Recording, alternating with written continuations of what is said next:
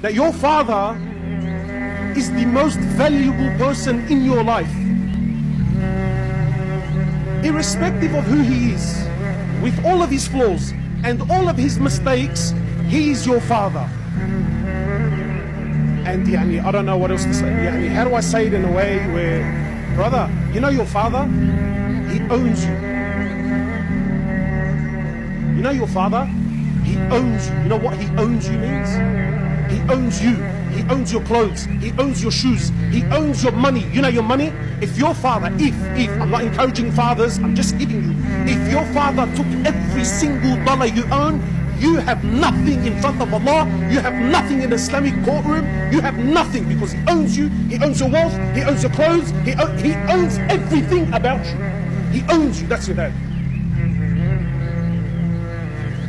And don't ever think in your life that any man on this earth will ever love you and care for you and want goodness for you more than your father. Impossible. I'll challenge anyone. Wallah, the kaf, you know, if your father slapped you with all his heart, the kaf from your father is more beloved, should be more beloved and dearer to you than 1,000 hugs from the boys on the street, from 1,000 hugs from your wife, from 1,000 hugs from your children, because that kaf that comes from your dad, you know exactly where it came from. Whereas those hugs on the streets and those hugs that come from your wife and those hugs that come from the wallah, you don't know what price you're going to pay behind those hugs and those smiles. But whereas with your dad, you know exactly that when he whacked me, as much as it hurts, you know it came from the core of his heart for your goodness only.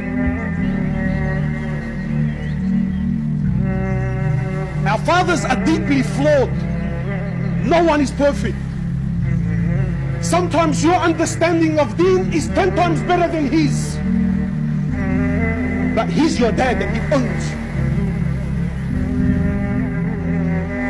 Wallah, the shoe that your father wears, you know the shoe that he wears?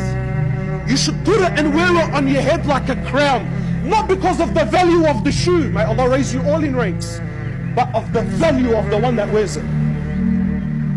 It's your dad. And it is unbelievably selfish that a young man comes and says to me, but why can't I do what I want? Wallah, brother, I got news for you. You, my brother, and you, my sister, you didn't fall from the sky. Someone bled and cried and broke their backs to watch you grow and become a young man. You're owed.